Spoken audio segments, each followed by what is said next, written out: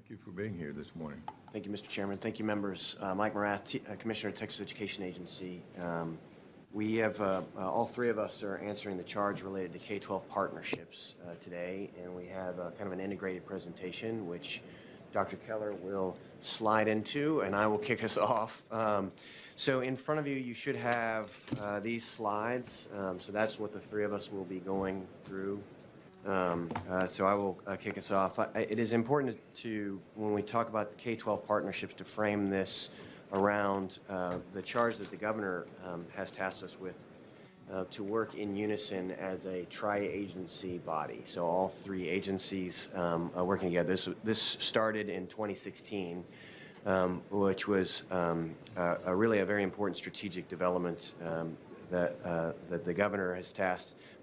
Because when you think about all three of our institutions, we develop people. We help grow the capacity of little people, moderately big people, and big people to become more gainfully employed, better educated writ large. So a little bit of background on that. Again, we started in 2016 and it issued our first tri-agency report back then. That began a series of collaborations that were operational in nature between the three agencies, both at the state level and our local and regional partners around the state. In 2020, we issued our second tri-agency report, and as of 2021, the tri-agency initiative that the governor charged us with initially from an executive perspective was embedded into law as part of House Bill 3767. So where we've, again, the sort of timeline of 3767 is covered on slide 4, just gives us a sense of where we have been. But what has happened is with the statutory change, it has significantly boosted the degree of interagency collaboration and coordination to improve, from my agency's perspective, to improve the quality of high school career preparation pretty significantly. And I think both Chair Daniel and Chair Keller can speak to the impact that it has had on their institutions that they support as well. One of the areas where we have begun to see significant movement is in the area of interagency collaboration related to data coordination. So you think about if we have high school incentives related to certain kinds of career preparation, we would want to know that those incentives are linked to exactly what the workforce needs and wage earning power of young people coming out of high school. Same thing for college. If you have in a university or community college setting, you want to make sure that you're making investments in career preparation that are the most valuable for your students. Another thing is just getting our hands wrapped around the credential library.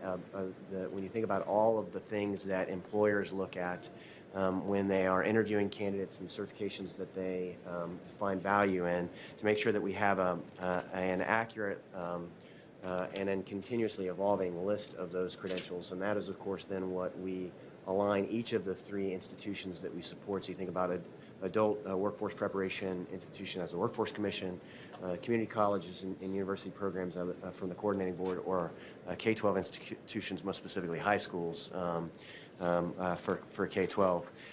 Similarly to the credential library is what preparation experiences young people or adults need in order to earn those credentials. So those are the career pathways, all anchored around the concept of earning higher wages for Texans.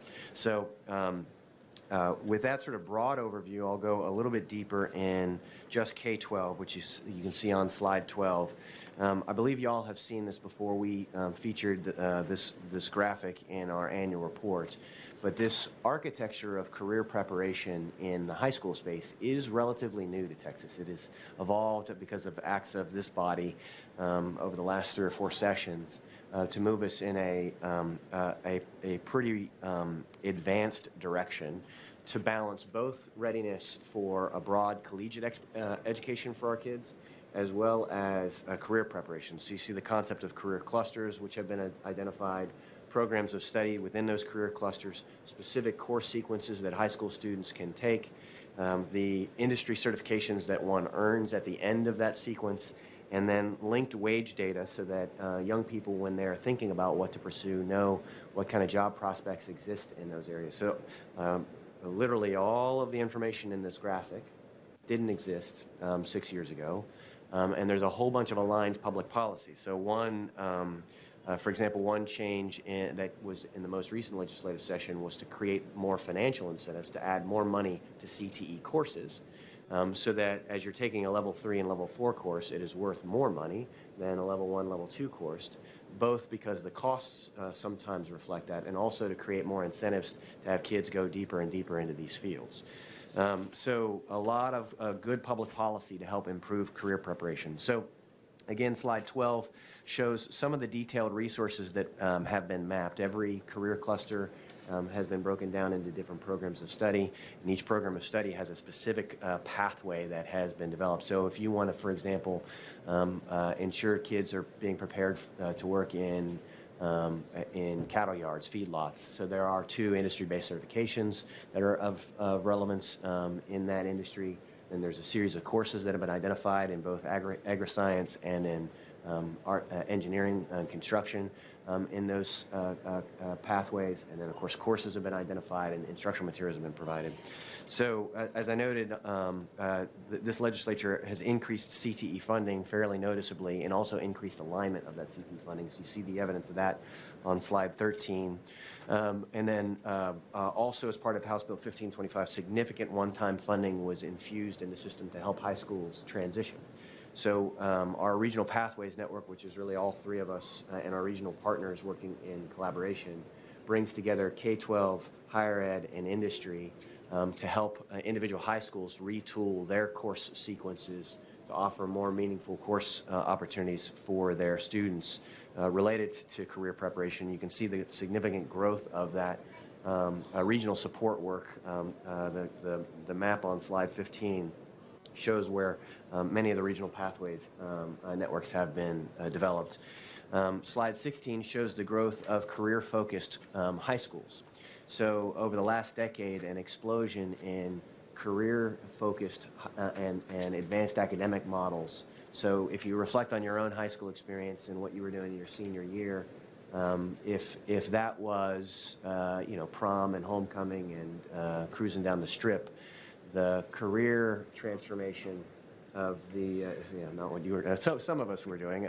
So what these career readiness high schools, their senior years look nothing like that. These are work-based practicums. Kids are working very hard. They are pursuing the most difficult and advanced courses. They are sweating their tails off because life is fixing to get real complicated for them.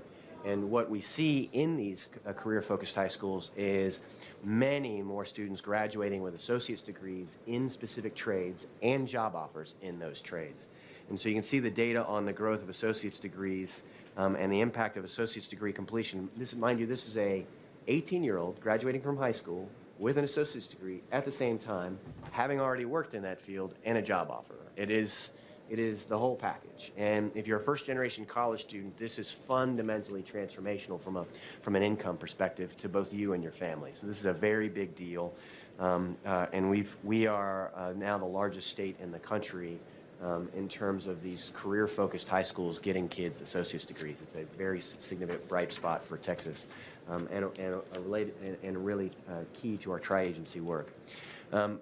In addition, what you see on slide 18 is a significant growth in not just kids doing well on the SAT, ACT, but kids that are earning industry credentials coming out of high school. So think back again, the sort of the feedlot, the cattle yard, and some of the agricultural technicians, Cisco systems engineer, various trade credentials of significant value. Some of these trade credentials, again, we've done data analysis on, and they're worth like an $18,000 bump in pay relative to normal 18-year-olds. So these are in many cases deeply meaningful educational opportunities for our young people, and so a significant increase in IBCs. The IBC process itself has also improved since we began down this road about 3, maybe 5 years ago. And so the IBC development process is now anchored at the Workforce Commission with collaboration from the Coordinating Board and TEA. And then a broad base of industry-based credentials is then narrowed to what is appropriate for, say, an 18-year-old that a high school can be responsible for getting kids. And then that is linked to the A3F accountability system. So anyways, that is, I would say, an overview of the impact of this partnership work in career preparation on K-12. And I'll turn over to Commissioner Keller to talk about the impact on the higher ed space as well. Great. Thank you, Commissioner. Thank you, Mr. Chairman and members. I'm Harrison Keller, Commissioner of Higher Education. And so thank you for the invitation today to provide testimony on the work of our Tri-Agency Workforce Initiative. So in addition to the initiatives that Commissioner Morath just talked about in around data sharing, and let me just say as an aside, like what you may not get from all of these different initiatives, and there's a ton of work underway, but I have to say I really appreciate the close collaboration across the agencies informally. There's regular communication with the commissioners. There's regular communication with our teams. We've aligned how we work and other processes, the vocabulary we use, the systems that we use, so we can move faster and more efficiently across the agencies. And I'm excited about the momentum that we built. We even have TWC and the Coordinating Board have our first joint staff member, our Assistant Commissioner for Workforce Innovation, Matt Parson. So we're moving much more in a direction that we have a coherent approach across all of our three agencies and across all these multiple strands of work. Very briefly, I'll talk about some of our work at the Coordinating Board with respect to workforce education, workforce credentials. The Coordinating Board provides our institutions for higher education with guidance for development, design across multiple workforce education programs. The work is really centered in the institutions, and in this case, especially with our community and technical colleges and regional universities. So these, you've got here on slides 22 and 23 an overview of the range of different kinds of credentials that are available. And one of the fundamental strengths of our institutions is in their ability to craft programs that are going to be aligned with current emerging workforce needs.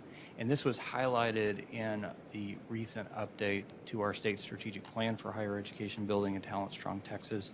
The centerpiece of that plan is ensuring that we're not just focused on expanding the number of credentials we award. We want to make sure that those credentials are credentials of value for individuals, for their families, for employers. And the way that we define a credential of value is in terms of the typical earnings of a credential holder in Texas, in our Texas labor market. So in essence, we're saying that something's a credential of value because Texas employers value it. This is going to have particular relevance to students who enter our workforce education programs as we have increasing importance of additional training and education beyond high school. Nearly all the net new jobs being created in Texas require at least some additional training and education beyond high school. So to help spur some of these efforts, the Coordinating Board's awarded significant funding, especially through grants over these last couple of years approved by the legislative leadership, the governor, and through legislative appropriations to our institutions. We have an overview of some of these here in your slides. So on slide 25, we provided targeted funding to accelerate credentials of purpose and value, especially around digital skills, data analytics, frontline healthcare, for frontline healthcare occupations. We've also recently awarded planning grants in these fields, as well as with general marketing and sales, and transportation and logistics and advanced manufacturing. These are all areas that have been identified as high priorities through our work with the Texas Workforce Commission. And in particular, I wanted to highlight the work that we've done with community colleges in our work-based learning opportunity grants to be able to provide paid internship and expanded apprenticeship opportunities, again in partnership with TWC. And one of the other strands of work I wanted to highlight that was established this last session in Senate Bill 1102, established the TRUE Initiative, or Texas Reskilling and Upskilling Through Education Initiative. It's focused on our community and technical colleges and making sure that we have expanded capacity to offer especially short-term programs that are aligned with current and emerging workforce needs. You'll see on slide 29, we were able to accelerate that work through a dedication of some of the federal stimulus funds of $26 million. That was followed up in the third call's special session by an appropriation that y'all made of $15 million of Senate Bill 8 funding around the TRUE Initiative.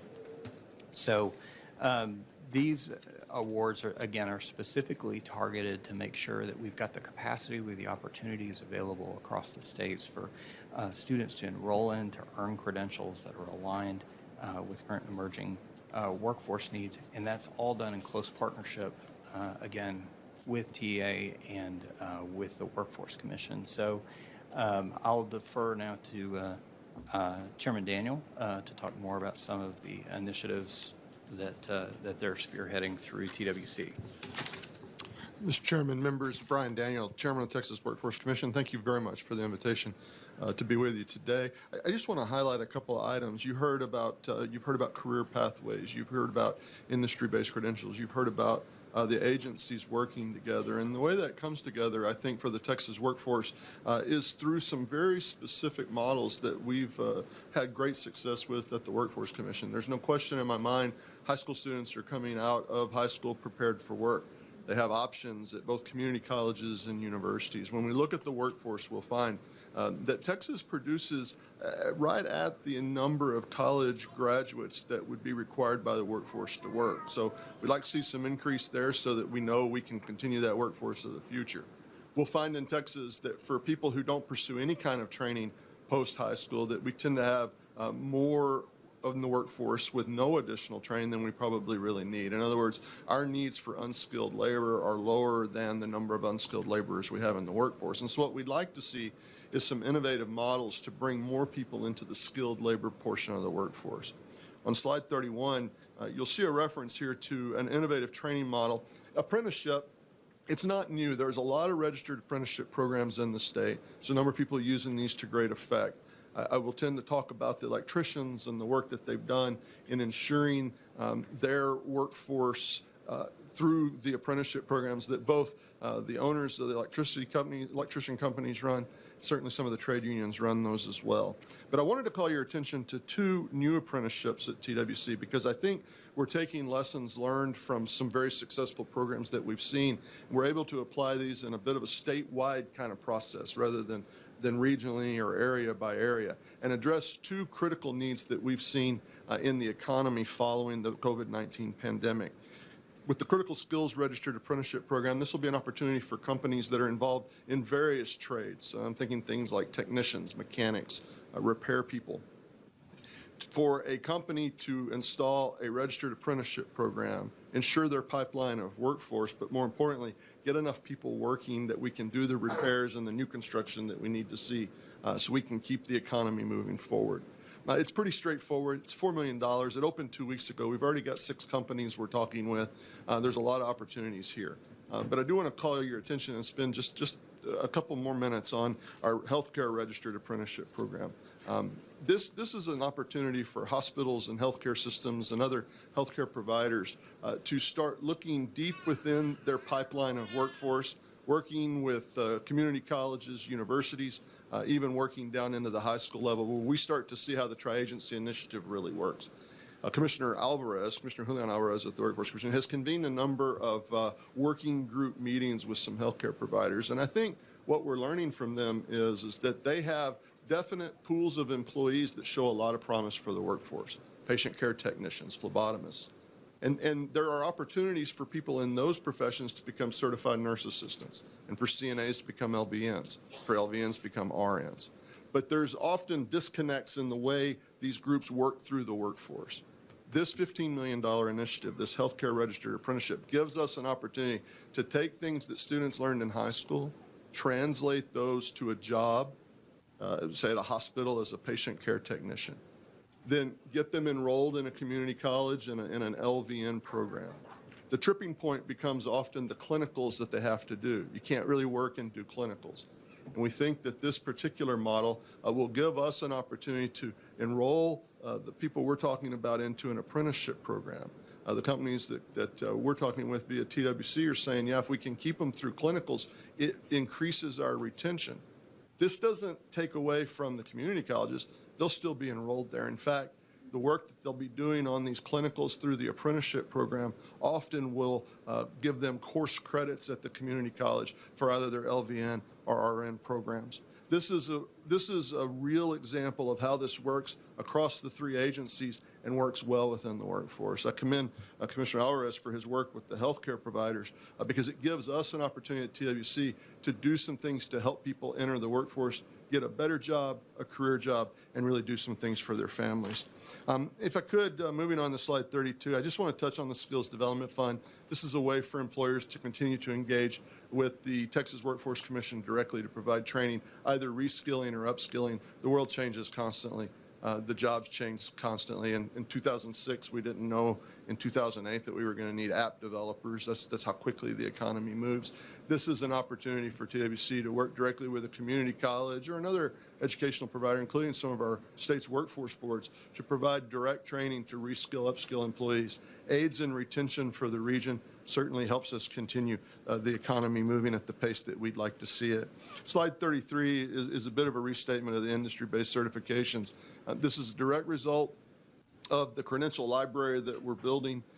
This is an opportunity for TWC to work closely with both agencies and understand what credentials that companies, businesses, employers in the state truly do value, and making sure that high schools and community college universities, and certainly in the workforce at large, understands how those credentials can be important, and that we don't get people enrolled in credentials that don't do them any good.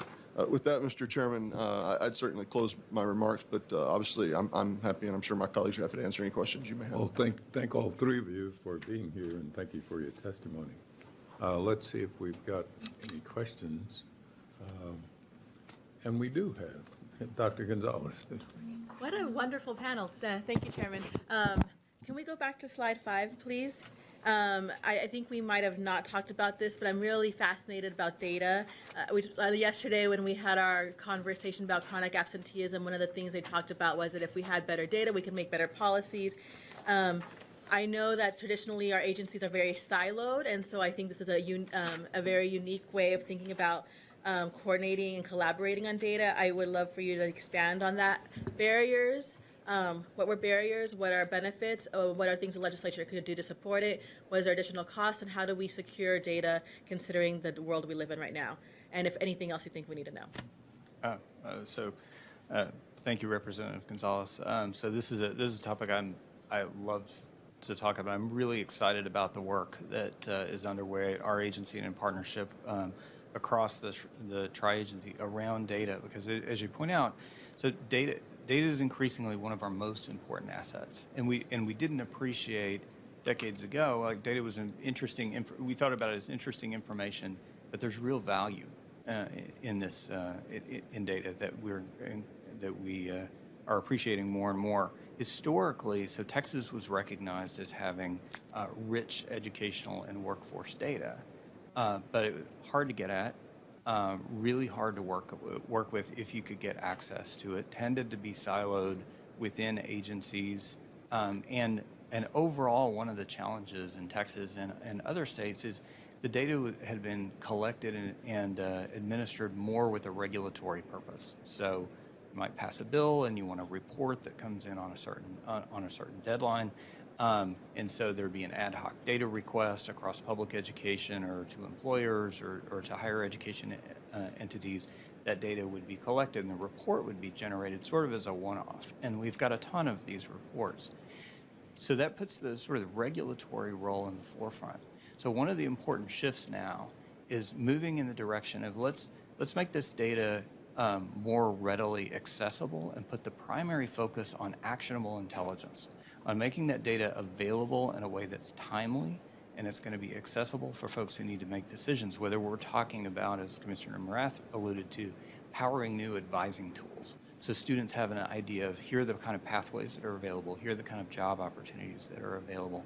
Also helping our educators understand what's happening with students, where are they getting hung up in the pipeline, not a year or two ago, but while students are still enrolled and we can respond, and understanding what our talent pipeline looks like. So when the Chairman Daniel, the governor, legislative leadership are attracting new business to Texas and they're going making that pitch, whether or not businesses come to Texas and stay in Texas is going to depend increasingly on the talent pipeline. Is the talent going to be there? And we want to be in the lead of being able to say, we can assure you the talent's going to be there, not because we say so, but because we look. So over this last couple of years, we've been leading a major overhaul and modernization of our educational and workforce data infrastructure. So by statute, the coordinating board is the steward of that combined educational and workforce data that feeds our education research centers, but that's in partnership with TEA and with TWC. What we've established is a new modern infrastructure, sort of lifted and shifted that data into the cloud, and also signed just recently, just in the last couple of weeks, a new master data sharing agreement across the agencies. So that'll streamline the availability of data so we know what's happening to students in the pipeline in a way that's much more timely. So what you see on slide 5 is an overview of already we're reviewing new public data portals that we're going to roll out later this year. For example, new dashboards aligned with our Talent Strong Texas goals. And then also secure data dashboards. So the privileged data portal for institutions, for schools, for higher ed institutions, so they'll be able to see data that they're authorized to see about their own students, but in detail, so they'll get a sense of, here's where students are getting hung up in the pipeline, here's what the academic profiles are like for incoming students, that kind of thing, and also get a sense of what those wage experiences are like. What are the labor market outcomes are like that are associated with all those credentials that we're awarding? The Secure Data Enclave is configured to allow you to do deeper dives to understand, so we can dig into what's driving the variance around that data. But again, the idea is Texas needs to be in the forefront of using our data, not just for regulatory purposes, but to inform key decisions that you have to make about policy, that our educators have to make, that employers are making about strategic investments, and students and their families are making about their futures. So super excited, happy to go to talk about more aspects of that, but that's to me one of the most important cornerstones of our collaboration across the Tri-Agency Initiative. And the timeline for this? Well, underway already. So we'll have privileged data portal and dashboards rolling out this fall. We'll see new public data dashboards should be by the time that you've reconvened in the legislative session. We have some new public data dashboards. So, for example, where you can you'll be able to see here's what the earnings look like, break that down by race, by gender, by income. Get more detailed information, for example, about what student debt looks like by institution, by program. Much clearer and more accessible access to information, but with a much higher level of security and many more protections for data security. That's something that that of course we can't be too careful about, and we're going to need to continue to be in dialogue about. And I'm sure when you talk about it in the actionable data, I can already envision how it could be used by counselors to college admissions folks across the board. 2 weeks ago in the Appropriations Committee meeting, the common theme was workforce gaps, shortages everywhere from, obviously, we see it a lot in the teacher workforce, librarians, et cetera, but also nurses, agricultural, across the board. Do you foresee that some of the data that you're going to be able to have accessible, allowing us to address some of the workforce gaps and shortages? So that's going to be an important area of focus. So as TWC is developing better intelligence, what they see happening and the demands in the workforce, where we can feed that back into our higher education institutions and to our public schools, so they can see how regional and state workforce needs are changing, where the production of different credentials doesn't quite meet projected demand, and then other areas where we might need to shift resources away from certain kinds of programs and more into other kinds of programs that are going to better align with our workforce needs.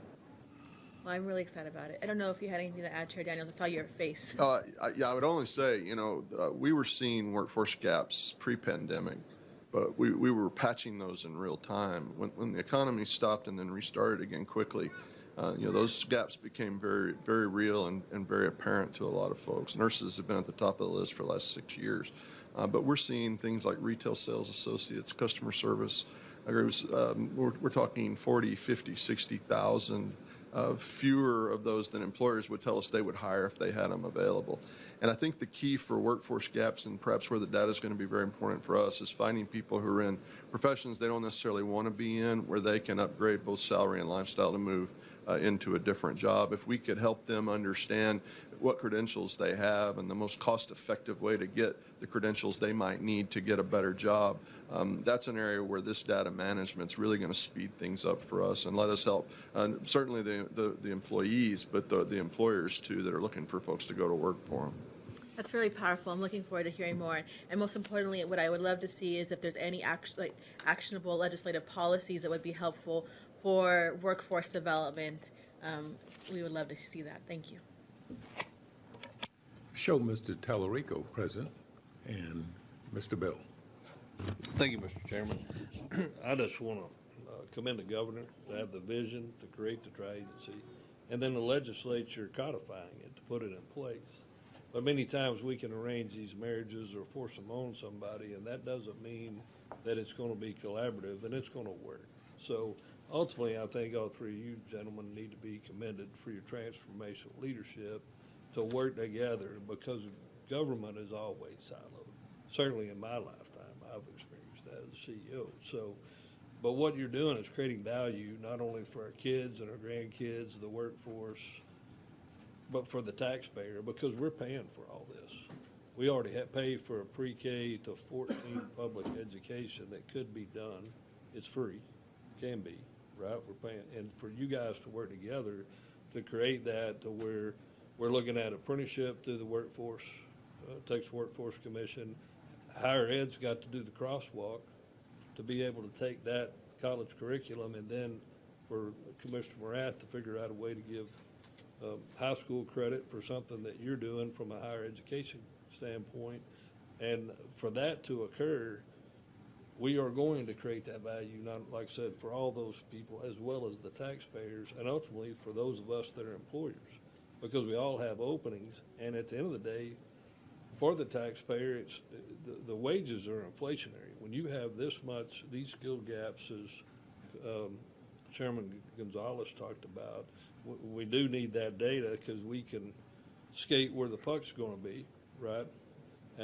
You can from higher ed of what you needed to deliver, and then we hold we're funding it from the legislature with CTE. You can hold the districts accountable with a CCMR that we're actually working towards the 60 by 30 plan. We can measure this. So I appreciate what you guys are doing, because I can see it as an employer and now as a legislator that you're truly making a difference in creating value, and you are all three to be commended for that effort. Thank you for working together. Thank you for the kind words, and just to echo both of my colleagues here, the operational partnerships are not necessarily directly visible, but our teams have common approaches to project management and project planning, common approaches to work planning, common approaches to performance management. There's braided funding streams. The degree of operational integration is certainly unprecedented, and y'all can try to legislate that all day, but I would say my colleagues are extraordinary, and they're phenomenal partners. Thanks again. Mrs. Tallarico. Thank you, Mr. Chairman, and thank you all for being here. This may be a question for all three of you, but I'll start with Commissioner Keller. Is it possible to reach 60 by 30 with the current IBCs that we have, the current list of certifications? Because I'm hearing a lot, both from educators and district officials and businesses and they sometimes for different reasons, but don't feel like the list is well aligned to workforce needs for high demand, high wage careers. So curious about your thoughts, and other members of the panel. No. Yeah, no. Yeah, so two things. One is that we've seen, especially the last couple of years, like our economy's changing faster than anyone anticipated, and it's been shifting in the direction requiring more education, more skills, more training, and so where already we had some gaps, especially in what folks will call the middle skills kind of jobs that require some education, training, credentials beyond high school, that's been exacerbated and is continuing to grow. It's also changing rapidly, right? So this is why it's so important that we put the marker down, that we want to make sure that the credentials we're producing, whether we're talking about degrees, we're talking about certificates or certifications, industry recognized credentials, skilled trade apprenticeships, we need to tighten the alignment with those current and emerging workforce needs. The marker we put down in Texas, and we're the first state in the nation to do it, is in terms of that wage premium. So we don't want to just have a meeting and stipulate like, well, these are our targeted applications. We're looking at what employers value in the Texas labor market. We're the first state to put that marker down, to have a market-driven approach. And that lets us, as Mr. Bell talked about, that sets the stage for us to skate where the puck's going to be, so that we can ensure the state's competitiveness now and into the future. And so and this may be for you or Commissioner Morath, what generally do you think needs to be done with the list? I mean, some folks, I know the district submitted, over 1,000. It was much smaller. And then I've gotten feedback that some of the certifications that are on the current list for A through F aren't necessary for the industry, or, some students can't even qualify for. So curious on, does it need to just be streamlined? Is that process underway? Just curious. No, the thing that you have to bear in mind about the sort of preparing students for industry is that that's different than preparing them to pursue a liberal arts education. If you're being prepared to pursue a liberal arts education, read some Shakespeare. That's not new. That's a known thing. It also is not going to change in 2 years. But preparing you to be an app developer is going to change in the next 2 years. So what we are faced with is sort of two interrelated, never-ending sources of analysis. One is, what are all of the credentials of value for Texans? That is not the same thing as what should be in the A through F system. If there's a credential of value that requires you to have 2 years of experience working in a field where no one is allowed legally to work under the age of 18, there's no reason to worry about that in the A through F system. It's absolutely a credential of value. It's just not something you're going to be prepared to do in high school. What Commissioner Keller's laid out on slide 22-23 is this is the universe of types of workforce prep credentials that need to be analyzed, and then what's the framing mechanism to do that.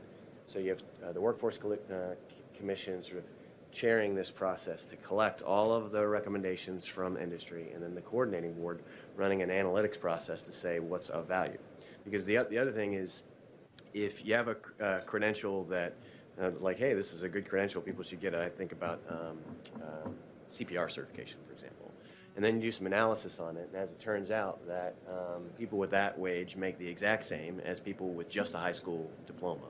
Well, there's no daylight between that and career preparation. So you need to make sure that this is the of value component.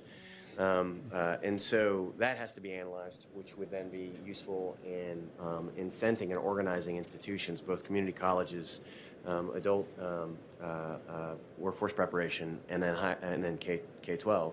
But then the other thing you have to look at in K-12 is can you run a curriculum through a school that is responsible for preparing this? Because if I think about a student who they join a field, league soccer. They're in independent of their school. They're doing, they're in a soccer league, but it's completely independent of the school. And then they go on and become a soccer champion. Is that the school's benefit? Like, do you say, congratulations, school, you did that to the kid, except they did it completely independent of school. So you want to actually know that there's a curricular link to it if you're talking about an A through F system, because that's supposed to be evaluating the efficacy of the school. So you have this big list of credentials, then you have the sort of wage premium analysis of the credentials, and then you have the can it be earned by an 18-year-old and results from school. So that's your general filter, and what you have to do is you basically have to update that thing every 2 years. And so some stuff gets added to the list and some stuff comes off. Now, this is where the accountability policy choices are very important, because what you don't want is if something comes off, you don't want it to come off immediately, because it generally takes like a year of planning, and then you're going to have to get kids in the freshman, sophomore, junior, senior classes. So your phase out, you kind of allow things to age out over, say, 4 years when it comes off the list. When it comes on the list, it comes on immediately. So these are the things that we think about with regard to the integration of A through F policy and then these industry-based certifications. But yes, it goes through a refresh process really holistically across all 3 of our agencies every 2 years, because it has to.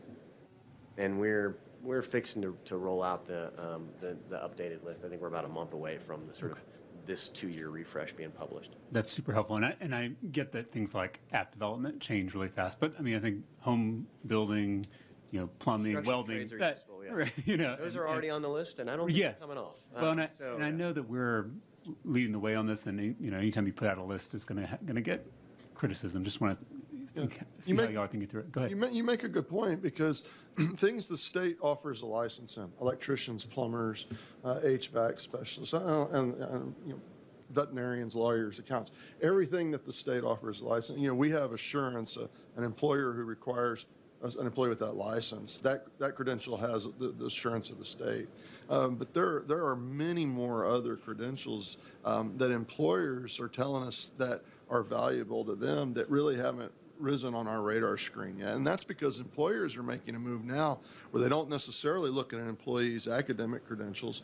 They look at what skills does that employee possess. And this IBC list and these other things give certainty to both high schools, community colleges, and universities, certainly to employers in the workforce. It gives an additional assurance that that student has that skill set that the employer is looking for. If you have a certain degree, you're going to know that that person has those skills. In other instances, it might be less clear. And I understand the issue between the credentials for the value of the credentials in the workforce versus sort of the value of a school offering those credentials. And that's a legitimate debate. I think from a workforce perspective, we gather this large list of everything that's available, and then our partnerships with both TEA and the coordinating board really help inform that list on what's feasible, cost-effective, and something that moves people into the workforce quickly, regardless of what that next set of credentials might be. It's a process that's in process, I think. Right. We're getting better at it. Because they're adding credentials every year, and we've got to continue to sort through those. But I think it's worth our while to continue to sort through those. Yeah, I mean, and like we've already mentioned, this is the next frontier of education policymaking, so it's going to be difficult. But that's super helpful to hear how y'all are thinking through this. Thank you, Mr. Chairman. I think Mr. Buckley has a question. Thank you, Mr. Chairman. As we walk through these pathways and we look at the work that you do together, one of the things I want us to keep in mind always, if you think back in Central Texas and look where I'm from, and I know, Dr. Keller, you have a very close relationship with folks back there. Let's not forget about the students that enter the military when they graduate, and then the skills they gain, the education they gain. And as we work on workforce development, and especially industry-based certifications, there are so many skills and opportunities they learn in the military. And I know it's been challenging. I know we have some substantially equivalent guidelines and things, but I think we need to always keep that in mind, that folks that have served in the military bring some important skills to our workforce, and just how do we recognize them and rank them and make certain that they fit with what we're doing. We're 50,000 veterans in Bell County alone. And if you look across the state, I think that's a key piece of our workforce solutions, to coin your phrase, Commissioner, workforce solutions in the future. So I want to keep that in mind as well as we look at credentialing and pathways. So of course, absolutely agree. There are a couple of examples of where our institutions have really leaned into this. So like some of the places that we're providing some funding on short-term credential programs include like fast-track programs for former medics to become nurses. those kinds of things, so that you'd recognize the kind of training and skills that folks have developed in the military and help them transfer those more rapidly into civilian employment.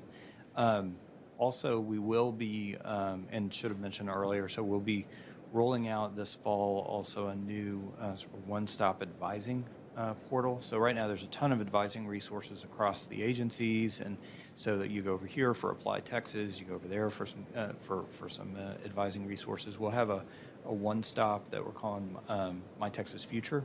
So we have one place we can drive traffic, counselors can drive traffic, advisors and the workforce solutions can drive traffic.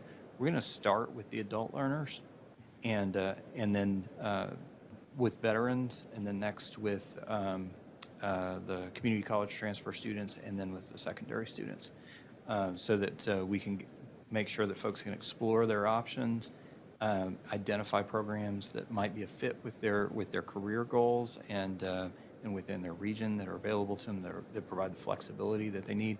Go ahead and start to develop a plan and get connected to those programs. So, I think there's particularly a lot of untapped potential and high value in our veteran population that we need to lean into getting them connected to these resources. I would also just shortly add that Texas, I believe, was the first state in the country to formally incorporate military enlistment as a goal of its public school accountability system, which happened right after I got started. Recognizing the robustness of what it takes to be successful in the military. So we continue to do that. We run into some problems verifying data. The DoD is, as you might imagine, a little sensitive about telling us who their soldiers are. We have come up with a solution to that. So, but that is a formal part of the A through F system. Any further questions, members? I have one. I thank you all for the collaboration too, because I think that's valuable. But it does raise a lot of policy questions for us. And one of them I was thinking of, Dr. Keller, is should tuition in colleges reflect what the salaries and wages for the industry that the particular student is engaging in?